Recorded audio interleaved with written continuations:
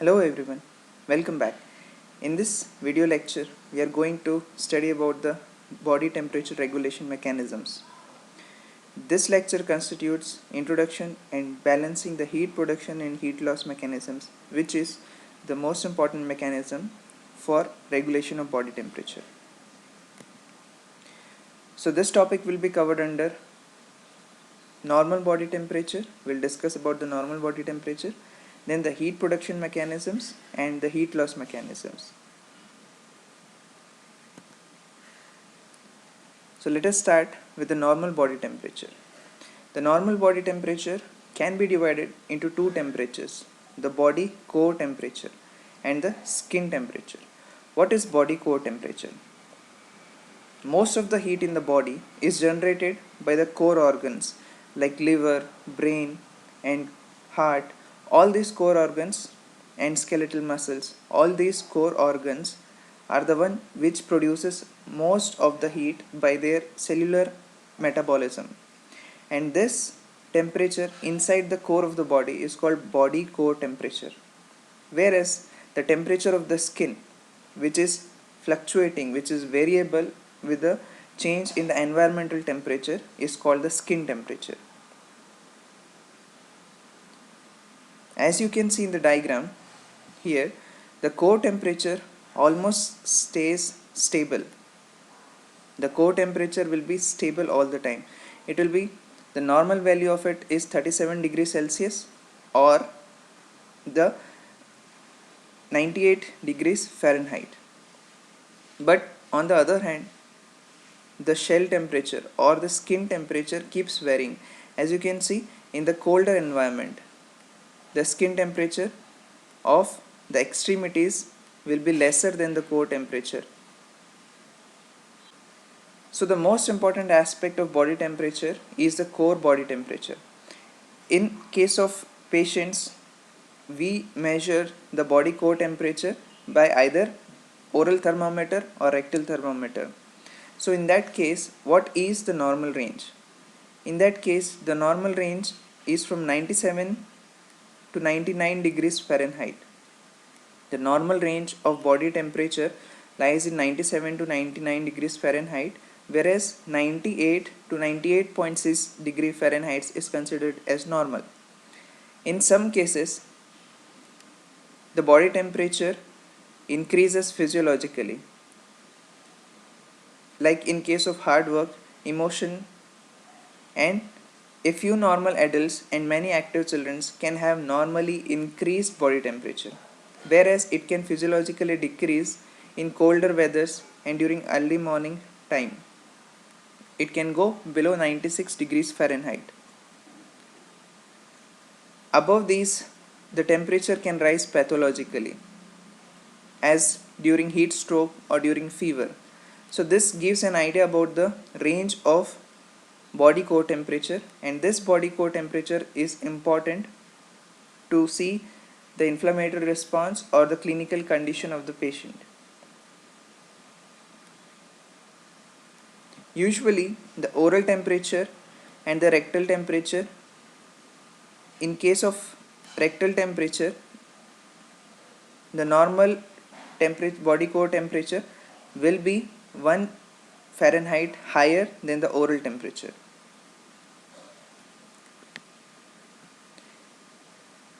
Now coming to the mechanism of control of body temperature.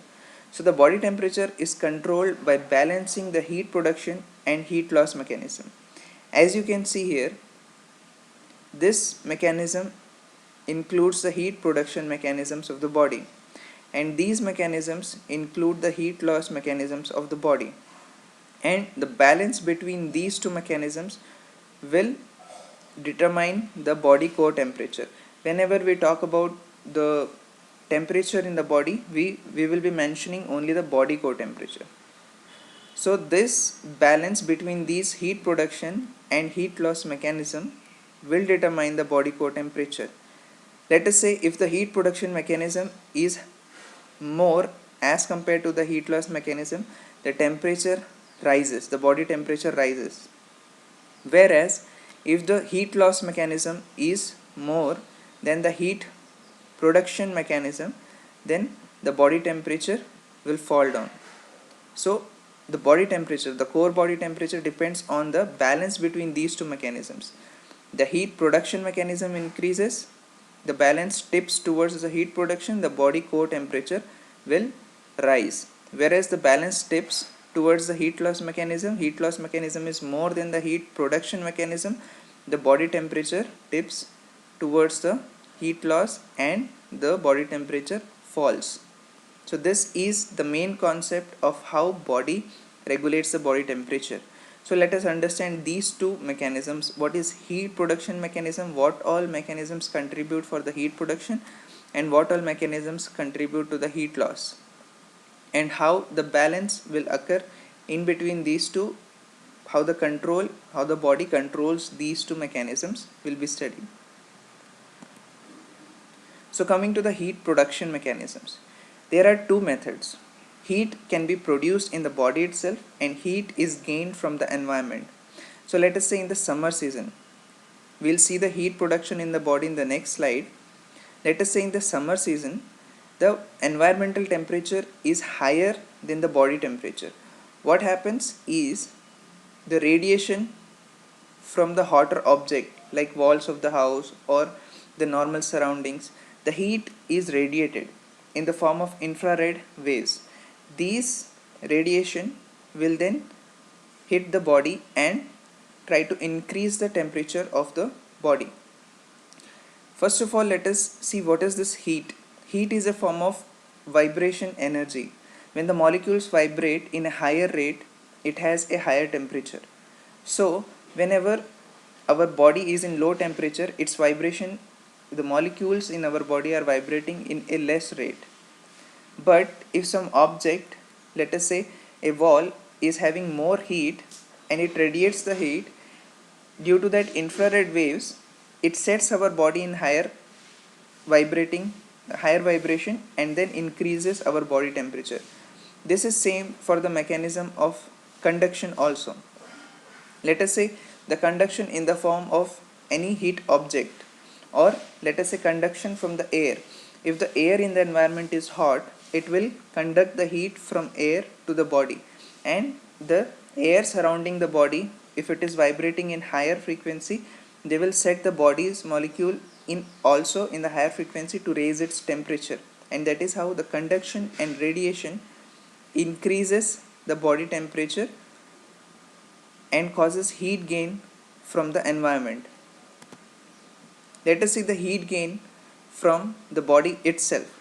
So the body has a mechanism of cellular metabolism, and at rest, how much metabolism is going on in the body is called basal rate of metabolism. This is the first and very important cause of heat generation in the body. Apart from this basal rate of metabolism, there is extra rate of metabolism caused by muscular activity, including shivering. So if we do some kind of exercise, the muscle contraction causes extra metabolism, consuming extra energy, and causes heat generation. But in case of exposure to cold environment, what happens when we are exposed to the cold environment? The shivering starts, which is a reflex mechanism to prevent or to generate the heat and to prevent the loss of heat from the body. So these muscular activity including shivering gives extra rate of metabolism to increase the body temperature. Then comes extra metabolism caused by the effect of thyroxine and growth hormone. As we have studied already, thyroxine increases the basal metabolic rate and also increases the body temperature. So these hormones can also give extra metabolism which can increase the body temperature. Then extra metabolism caused by effect of epinephrine, norepinephrine, and sympathetic stimulation on the cells. As in case of exercise, even these epinephrine and norepinephrine are released from adrenal medulla, and these causes sympathetic stimulation all over the body, increasing their basal metabolic rate, and this can cause extra metabolism, causing greater heat to be produced from the body. Then coming to the extra metabolism caused by increased chemical activities in the cells. So when the cell temperature rises, the chemical activity in the body also rises, which give rise to exothermic reactions and causes extra energy to be released and increase in the body temperature. Extra metabolism needed for digestion, absorption and storage of the food, that is called the thermogenic effect of the food. So these all mechanisms are there which are inside the body itself, present inside the body itself, to increase the heat production. So these are the two mechanisms by which the heat is produced in the body. And if this heat production mechanism is higher as compared to the heat loss mechanisms, what will happen? The body core temperature will rise.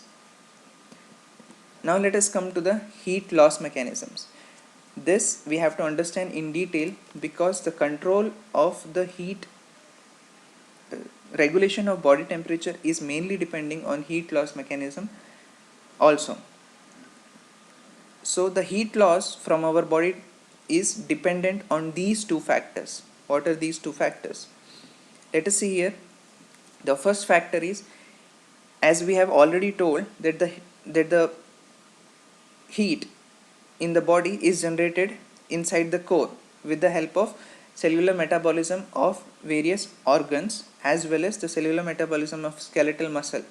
So the heat is generated inside the core. This heat which is generated inside the core should be transferred from the core to the skin. Okay, so understand this, the heat which is generated to be radiated or to be lost in the environment, to be given it to the environment, the heat should be transferred from the core to the skin. So these are the factors which involves the heat loss. Heat, first factor is heat conducted, the rate of the heat conduction from where it is produced, that is in the core to the skin. So how much faster the heat is conducted from the core to the skin, that much faster the heat loss will be. How the heat is transferred from the core to the skin? It is by the way of blood supply. The blood carries the heat from the core of the body to the skin. The blood, the same blood which get heated up when it is supplied to the core, and when it comes back and goes through the skin surface, it carries the heat from the core to the skin. And then the second factor which determines the rate of heat loss is heat transfer from the skin to the surrounding. That means how much easily, how much readily the skin can transfer the heat to the surrounding environment. Let us say in summer it is difficult for the skin to transfer the heat because the environment is already hot, whereas in the cold environment it is easier for the skin to transfer heat to the surrounding environment, because the environment is ready to take, it is in the less temperature and it is ready to take the heat easily. So these are all the factors, these are the two main factors which determines the heat loss. Now coming to the understanding this concept that skin is a heat radiator system. First of all, let us understand there is a insulator system of the body. What does the insulator system means? The insulator system means that the heat, the core temperature of the body is preserved. It is not easily lost. If it is easily lost, the core temperature will vary so much, which is not beneficial, or it is not the homeostatic mechanism. Because of the homeostasis, it should be maintained. The body temperature should remain constant. Usually our body temperature, core body temperature, remains constant in the range of 1 degree Fahrenheit.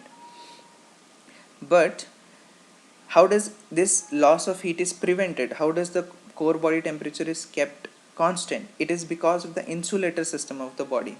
What consists the insulator system of the body? The skin, the subcutaneous tissue, and especially the fats.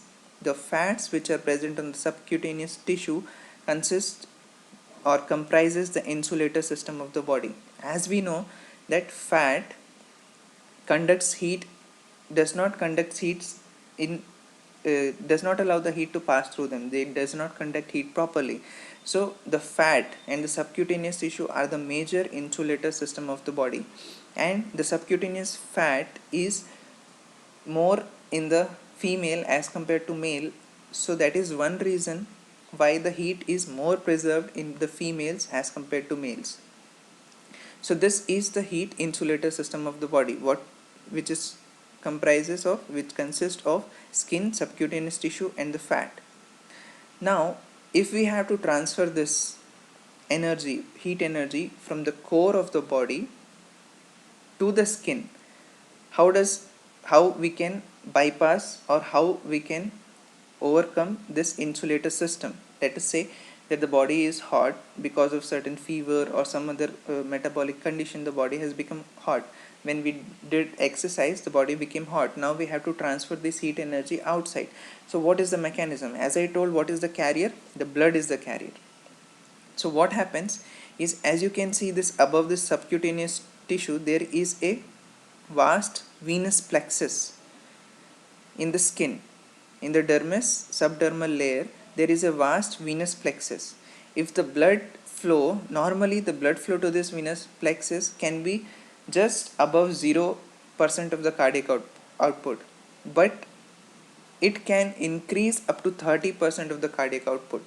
As you can see, the arteries here can directly supply to this venous plexus.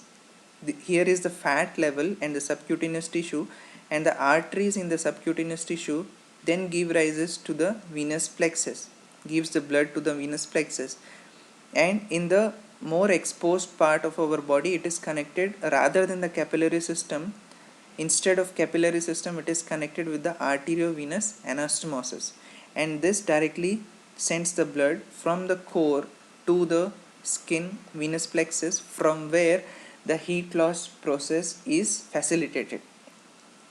One important thing here, you can notice that these are the arterioles, which are highly muscular in nature. So the sympathetic autonomic nervous system controls this blood flow to the skin. From the core to the skin, the blood flow is controlled by the sympathetic autonomic nervous system. The vasodilation in these vessels will cause more and more, the vasodilation in these vessels will cause more and more blood to be flowed in the venous plexus, so that heat loss will increase, heat loss can be facilitated. On the other hand, if the outer environment is cold and the heat loss is more than the heat production, the vasoconstriction will restrict the blood flow to the venous plexus of the skin, so that the body temperature can be maintained, the body temperature, the body heat can be preserved. As we can see in this diagram, there is the level of constriction. There is the level of constriction to the blood vessel, and this is the environmental temperature. As there is a colder environmental temperature, to prevent the heat loss, there occurs vasoconstriction. In the colder environmental temperature, the heat loss will be there, and to prevent this heat loss, vasoconstriction takes place. Whereas when there is higher environmental temperature, the body temperature keeps rising, and it is difficult to lose heat, then these blood vessels will open up and the blood flow will increase to the skin, which facilitates more and more heat loss, and this is caused because of vasodilation. I hope you understand this concept, that first is the insulator system. There is a heat insulator system, that is the skin, the subcutaneous tissue and the fat. So this heat insulator system prevents the heat to be transferred from the core to the skin. Then what can bypass this heat insulator system is this arteriovenous anastomosis, which supplies the blood to the venous plexus, which lies above the insulator system and facilitates the heat loss from the blood. And then one important point is the control of the blood flowing in these plexus is by the sympathetic autonomic nervous system. If there is vasoconstriction, the blood flowing to the venous plexus will be less, heat loss will be less. If there is vasodilation, the blood flowing to the venous plexus will be more, heat loss will be more. So in hotter environment there will be vasodilation, so that the heat loss is more. In cooler environment there will be vasoconstriction, so that the blood flow to the skin is less and the heat loss is less, to maintain the heat in the body, to maintain the body temperature. So this is very important concept to be understood.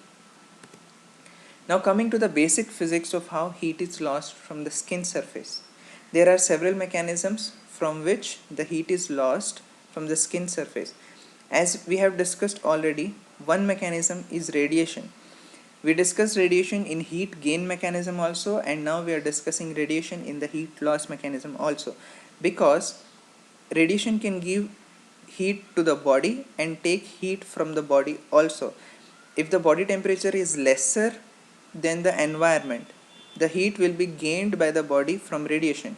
If the body temperature is higher than the environment, as in case of cold environment, the radiation will lose heat from the body. In case of summer, in case of hot environment, radiation will give heat to the body rather than taking heat from the body. So this is the mechanism of radiation. The heat is carried by the infrared waves, and in normal conditions the heat loss of the body, 60% of the heat loss of the body is caused by radiation. If the person is sitting in an environment without any clothes, the 60% of heat loss from the body occurs with radiation. Now coming to the conduction heat loss. Conduction means transfer of the heat to the object which is in contact with the body.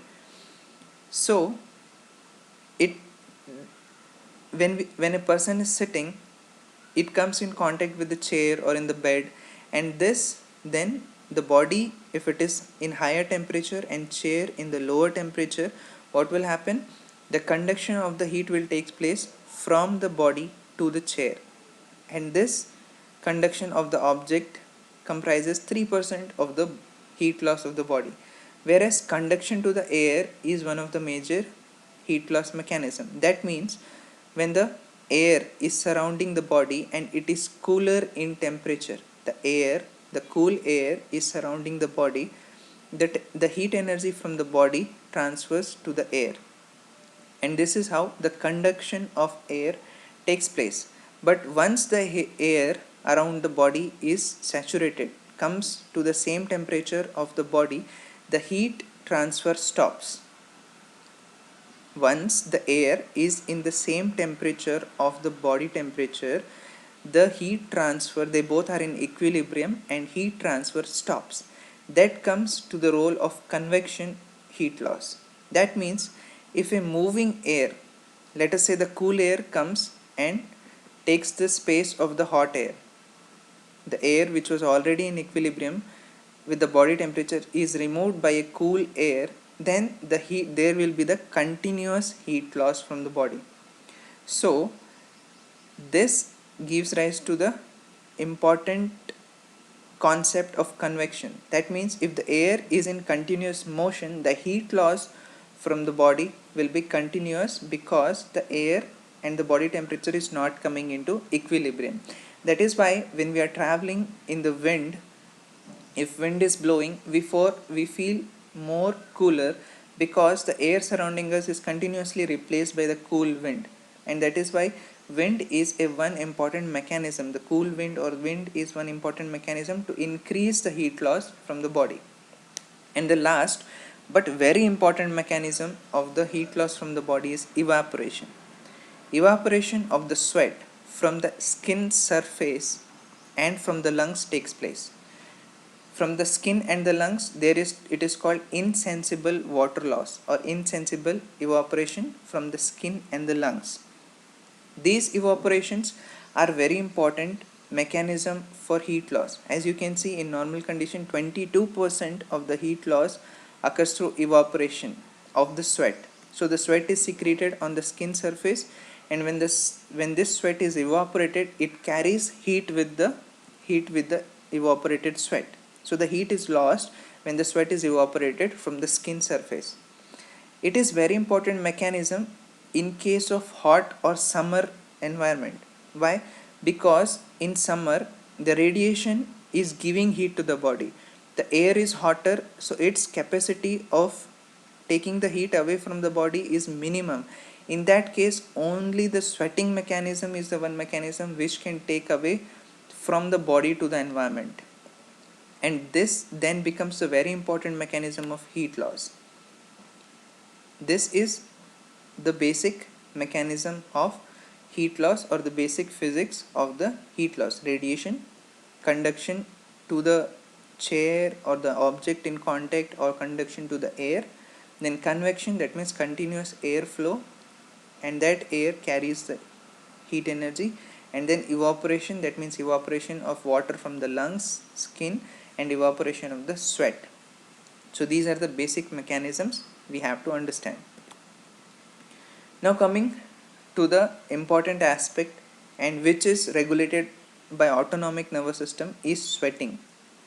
Okay, so as we discussed that in case of summer or in case of exercise, when we are restricted with clothings, that time what happens is the radiation of heat, the conduction and convection of heat will be reduced, it will be minimum.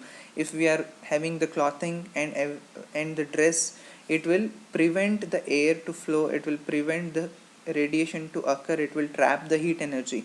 In that case, the major mechanism of heat loss becomes the evaporation of the sweat. So how does this sweat is secreted? Sweat is secreted from the sweat gland. As you can see here, there is the structure of the sweat gland, the coiled structure subdermal in the dermis layer of the skin. There is a coiled structure, and this coiled structure is the one which secretes the primary secretion. And then, as in any other gland, there is the duct which then give rise to the pore in the skin, and the sweat is secreted outside. So what is the mechanism of sweat secretion? Is the epithelial cell in this coiled structure give rise to the primary secretion. What is this primary secretion? Its constituent is just like the constituents of plasma. It is just like plasma, only thing is the protein molecules are not there. It is just like plasma without the protein molecules. Now this sweat, if it is just like plasma, it is secreted and it is called primary secretion. When this secretion passes through the duct, absorption takes place, mainly of sodium and chloride ions, and then when the sweat is secreted, there is very less loss of sodium and chloride ion. This depends on the rate of sweat secretion.